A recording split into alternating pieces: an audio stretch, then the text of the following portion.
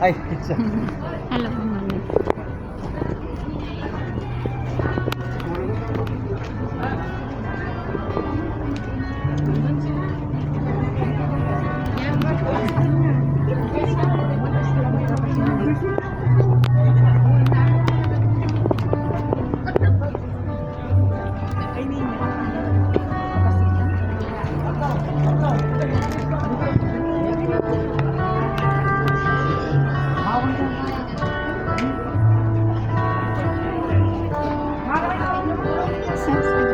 Ay, dito na.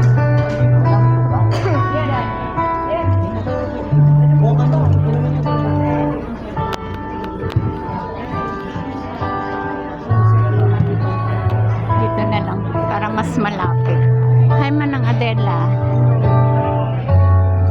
Tabi tayo. Ilan? Taan maibig. Like, Kadamo kayang dyan sinikwan. Ni Manang Mong. sinan ko. Ni Manang Nerisa. Nati Yoli. Ni Marisa. Kadamo ko na ini magpakamu na kanya kami. Ay, adan talikod.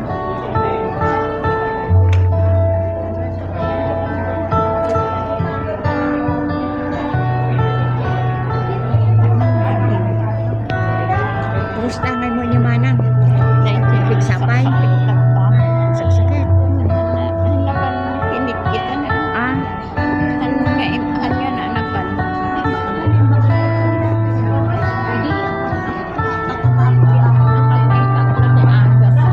Sa mga bisita pong nakatayo sa likod, maaari pa mo nating upuan yung mga bakanting upuan bago po mag-start yung program. Ante. Ako ada agas na diyan. Gimana ada agas na. Wala. Dito ka na. Dito ka na, ate. Hindi ka na. Ay, doon ka na sa harapan. Bilis, bilis. Baka maunahan pa kayo.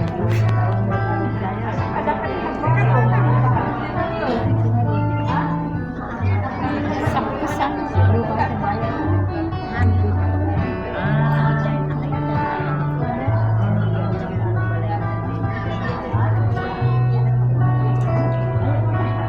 Good day to everyone. On behalf of the family, thank you for joining us as we celebrate the life and cherish the memory of Tatay Kaya man Emilio Gorion Lagasca. At this time, we respectfully ask everyone to be silent as we begin our program.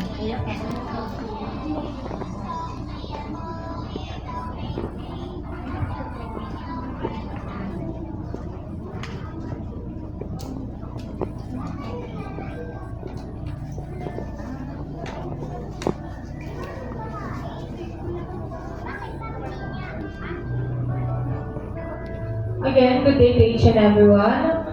Today, we gathered with heavy hearts to say our earthly farewell to our beloved father, Elpidio Gorion Lagasca. Losing a father is never easy. He was more than a provider, he was a protector, a guide, and a source of strength for his family. Though his voice is now silent, the love he gave and the memories he created will remain in our hearts forever.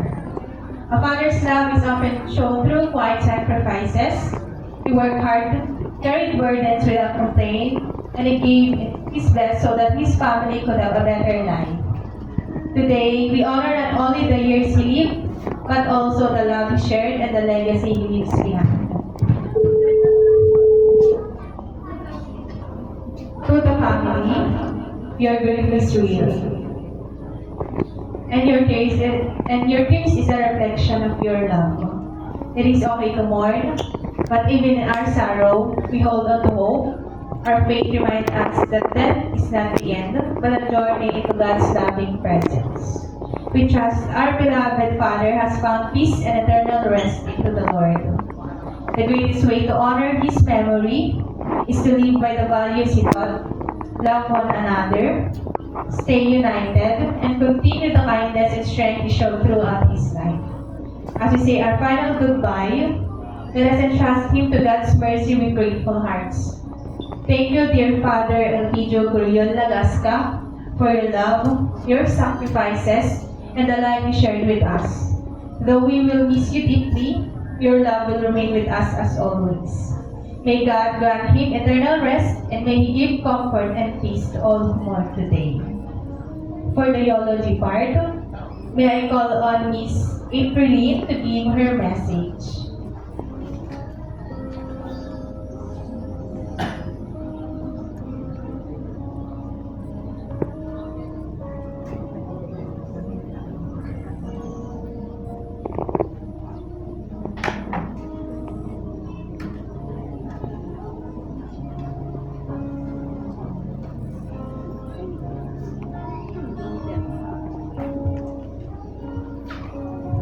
Hello.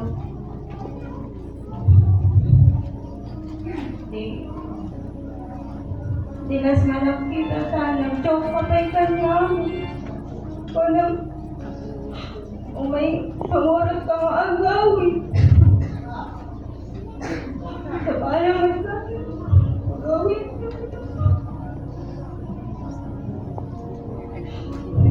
Thank you, Lord. Advices mo. Si jokes mo. Namiss nga amin, Lord.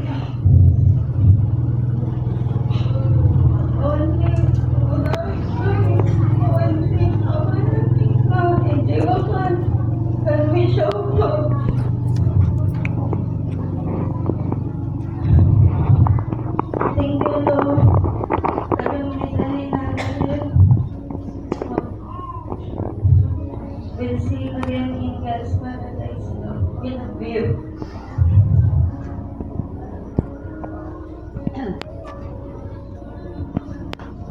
May I also call Miss Bernadine to give her message.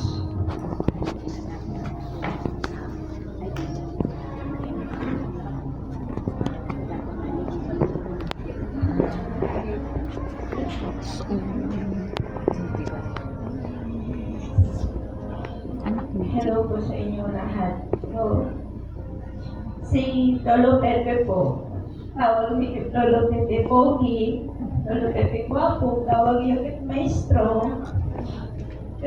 As a grandfather, awan makonak kanya, ni Lolo Lasing kanya amin. Nilalaso na nga street, ganda lambot si puso na, generous iso na kanya amin.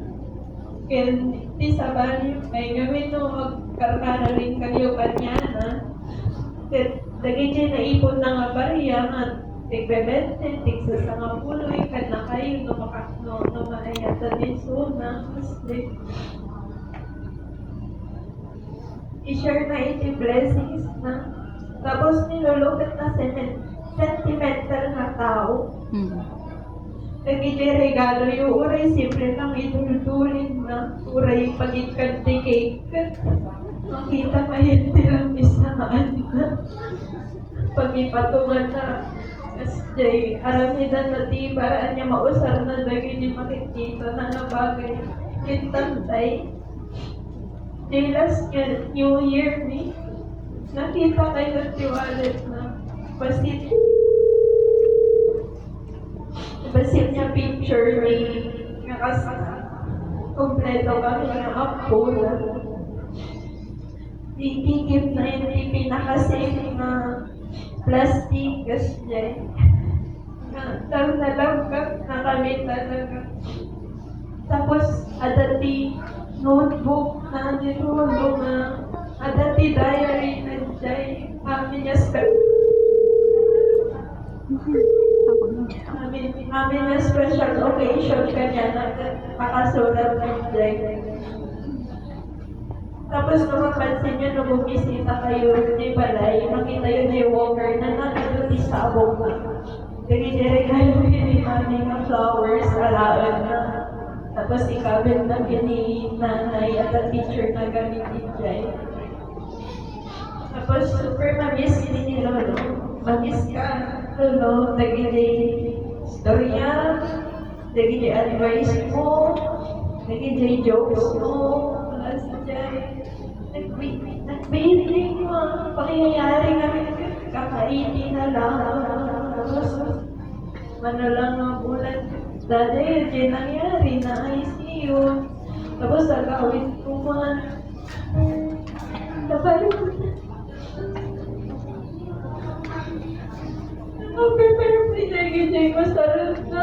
Nakatalas kami pending pa na. Makawit na sa grace po na. Tapos siya, as a nurse, namamit mo. I-rebrel ba yung persona? Amok, timan na rin yung kunak mo. Imiyon ako tikas na rin ang anak mo na yung ano. Nandiyan ka talaga. Amo-amo, hindi niya narawin naman.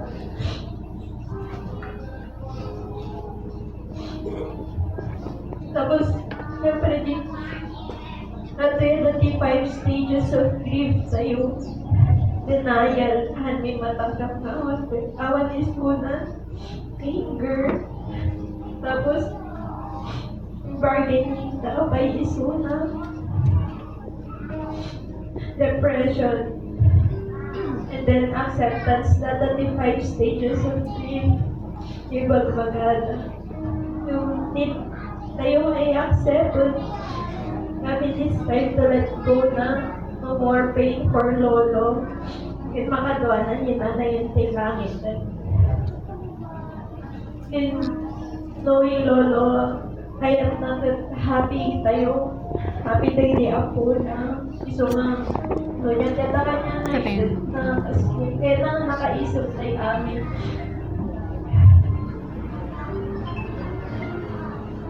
Iso nga lolo, ako po, ang kamarigatan nito nga lumag-anan, di mo na nasaliit yung kahit just be strong na lang din. Kasi imbaga nagkininanay, no adaran ti another life man suda ti piliaklat na nga pa niya lolo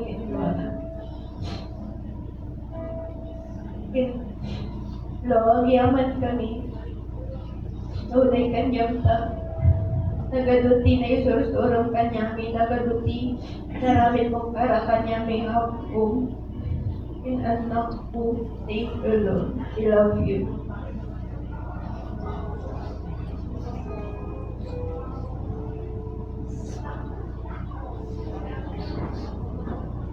May I also call Miss Maxine to give her message.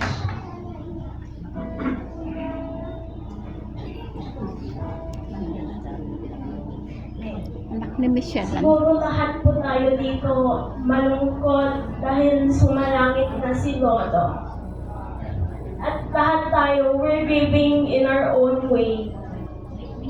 Pero, at least sumalangit na siya na may impact sa atin lahat. Bilang isang tatay, lolo, teacher, kaibigan, loved one. Kaya sana aalahanin natin na hindi rin po infinite yung oras natin dito sa mundo. Kaya nagkaroon kami ng good talk ng isang kaibigan ni Lolo. Sabi niya sa akin, kahit nawala na si Lolo,